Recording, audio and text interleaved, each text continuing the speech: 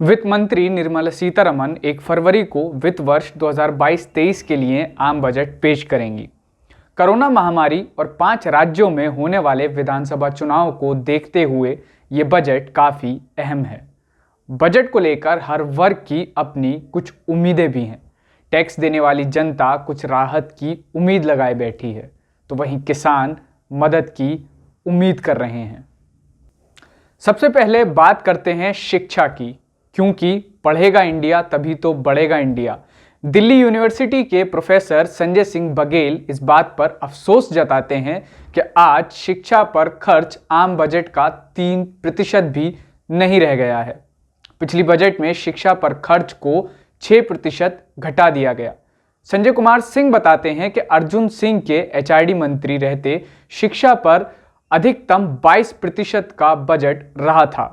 उन्हें उम्मीद है कि कम से कम सरकार शिक्षा बजट को 6% के स्तर पर लाएगी। खेती किसानी की बात करें तो आने वाले विधानसभा चुनाव को देखते हुए उम्मीद है सरकार किसानों को खुश करने की कोशिश करेगी। किसान नेता ब्रजेश भाटी कहते हैं कि किसान सम्मान निधि ऊंट के मुंह में जीरा है। सरकार को चाहिए कि उपज की सही कीमत दिलाने की व्यवस्था करे। ऐसा तभी हो सकता है जब अधिक से अधिक फसलों को समर्थन मूल्य के दायरे में लाया जाए।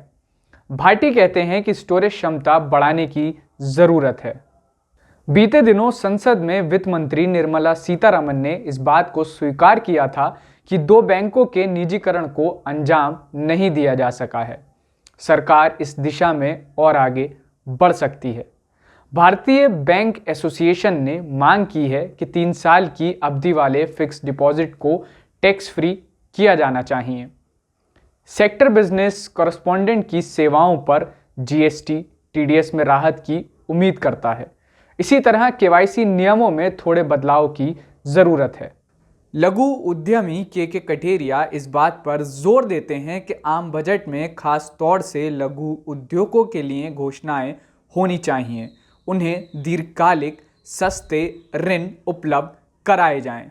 कठेरिया कहते हैं कि कोविड काल में बीते वर्ष केंद्र सरकार ने 20 लाख करोड़ की जो घोषणा की थी वो बेअसर इसलिए रही क्योंकि एमएसएमई वर्ग में इतनी हिम्मत नहीं थी कि वे आसानी से उपलब्ध कराया जाने वाला लोन भी ले सकें।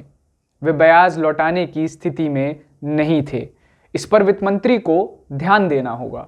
दिल्ली सरकार में प्रथम श्रेणी के अधिकारी क्षितिज कुमार मिश्रा कहते हैं कि महंगाई लगातार बढ़ी है और टैक्स की मार भी। वेतनभोगी कर्मचारी इसका शिकार हुआ है। उनके पॉकेट ढीले हुए हैं। ऐसे में टैक्स की सीमा को 2.5 लाख से बढ़ाकर 5 लाख किया जाना चाहिए।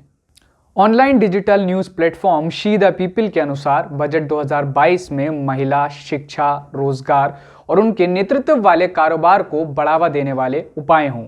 इसके साथ ही महिलाओं को उम्मीद है कि जेंडर बजटिंग में बढ़ोतरी, महिला सुरक्षा और मेंस्ट्रुअल हाइजीन अवेयरनेस के लिए बजट में बढ़ोतरी होगी।